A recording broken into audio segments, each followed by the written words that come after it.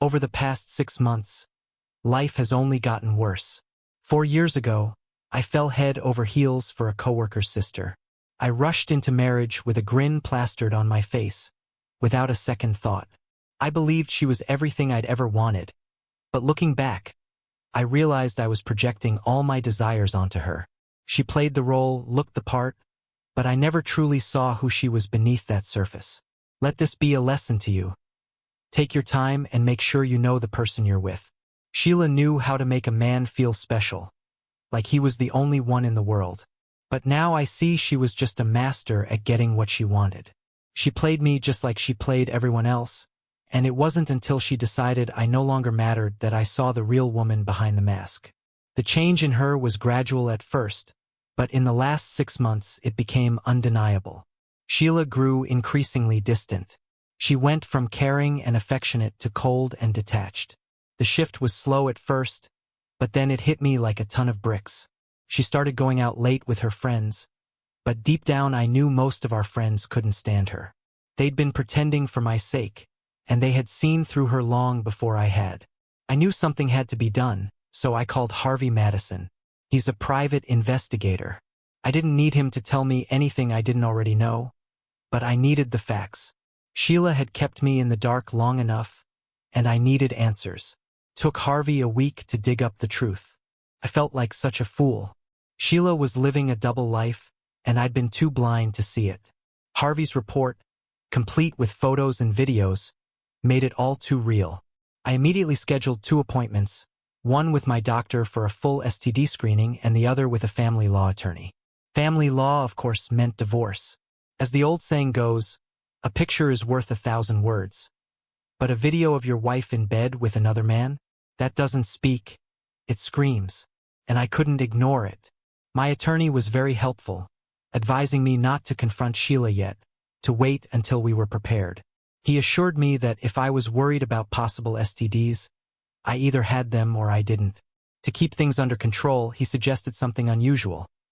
If I needed to avoid intimacy for a while, I could buy diced onions from the grocery store, rub the juice on my eyes or stick it in my nose, and the tears would flow on their own. That would keep Sheila from trying anything. If I ran out of excuses, he suggested I take a business trip. We had a laugh over that. But it worked, and so the wheels of divorce were set in motion. I started to wonder how this would play out. Would she cry? Would she deny everything until I showed her the evidence? Would she blame me, say it didn't mean anything, or just curse me out? Honestly, I was bracing myself for her anger. But deep down, I was already planning how sweet the moment of confrontation would be.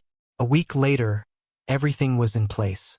I had the divorce papers ready, and I was prepared for the showdown. Turns out, Sheila was ready too. When I got home, there was a Mercedes in the driveway, and I had to park on the street.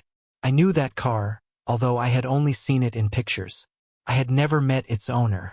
I stepped inside, and there they were, Sheila grinning and the man I knew all too well. He was the one who had been playing the part of her friend. "Sit down, Bill. We need to talk," Sheila said.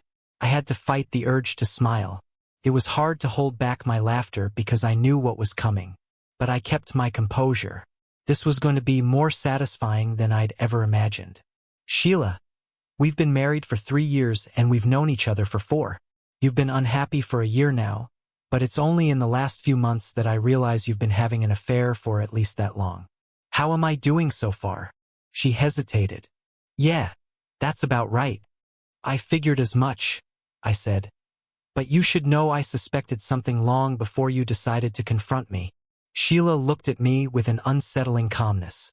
"Bill, I'm leaving you. I want a divorce. I'm entitled to half of everything. But if you make it simple, I won't take more than what I'm owed." "Very generous of you," I replied, fighting back sarcasm. "But don't worry, I won't make this difficult." She quickly snapped, "This marriage isn't working anymore. I'm out. This is it." "Good," I said, turning to the smirking man behind her, nodding at him. "And who's this?" "Bill, don't be rude," Sheila said, trying to maintain control of the situation. "It doesn't help you. No need to introduce him. I already know who he is. Sheila seemed irritated but kept her cool. He's just here for moral support. I couldn't help but laugh. What kind of support are you talking about, Sheila? What in your actions qualifies as moral support? She looked uncomfortable. I didn't mean for any of this to happen, Bill. It just happened. I've been a good wife. I've put up with your shortcomings in the bedroom. I've made dinner. I've taken care of you. But I deserve more than that. I raised an eyebrow. Oh, it's not that simple, Sheila. You had me hire a private investigator who ran all over town for an entire week. You didn't think I'd find out, did you? Sheila remained silent, but I couldn't resist a quick jab. I glanced at Henry and said, "So, Henry, does your wife Barbara know about your affair with Sheila?" Henry's face immediately lost all color as he sank into the chair behind him. Sheila stood frozen. Her mouth opened like a fish but no words coming out. I leaned back, letting the silence linger, then added, "I'll take that as a no." I checked my watch. She'll probably find out any second now. The panic was evident on Henry's face. I could tell he wasn't prepared for Barbara to hear about this. I pushed further. "Tell me, Henry, do you really think a woman who cheats on her husband can stay loyal to her lover?" Sheila's anxiety grew worse. She began to tremble, and I walked over to the table, pulling out several glossy 8x10 photographs. "Here, Henry," I said, handing them over. "These are pictures of Sheila with a man named George Ellison from last Tuesday." Henry's reaction was immediate. Shock, fear, and rage all flooded his face. He didn't seem to know what to say, but I wasn't done yet. "And yes, Sheila, at this very moment, George is getting these same photos of you and him together. And his wife Peggy is receiving pictures of you and George too. You're not the only one making waves here." Sheila went pale as I continued, "I wonder how George will react to seeing this. Especially since he's your boss, right? What do you think he'll say to you at work on Monday?" For a moment, she looked like a deer caught in headlights. Just then, the phone rang. I smiled. "I wonder if that's George." "You'd better answer it. I can keep Henry company while you're gone." But Sheila just stared at the phone, unmoving. "No," I said, pulling out more photos. "Well, maybe you want to take a look at these, then. Seems Henry's been just as busy as you have. When he's not depositing his contributions to your account, he's getting cozy with his secretary." I handed Sheila a set of photos showing Henry with a redhead in his office. Her face finally showed some emotion as she looked at the images. "So let's recap, Sheila," I said. "You've been sleeping with Henry behind my back, and now his wife Barbara knows all about it. Henry, on the other hand, has been with his secretary behind your back. You've also been with George behind Henry's back, and now George's wife knows about it. I've got photos of you with Henry, and Henry with his secretary, so she can get the full picture of what kind of man she's married to." I paused for a moment. "And by the way, I got tested for STDs. I'm still waiting for the results, but you might want to do the same. Barbara's likely filing for divorce. Peggy will probably do the same with George. And George is probably going to fire you.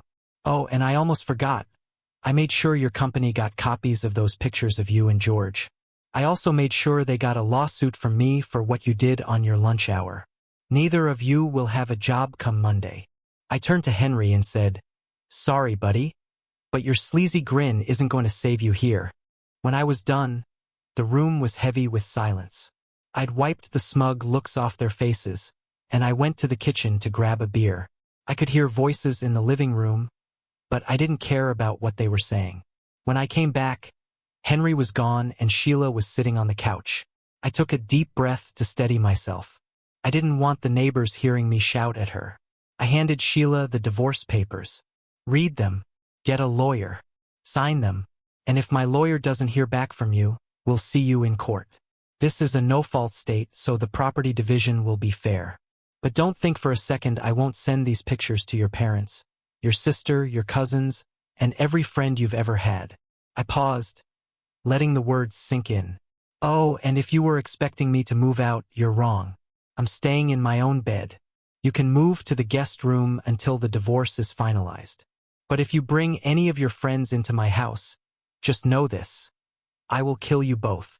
I waited for a moment, making sure she understood. I'm willing to play by the rules, but I will not be made a fool of in my own home. You can believe that. The next morning, Sheila was gone. I didn't care where she went, and I certainly didn't care enough to find out.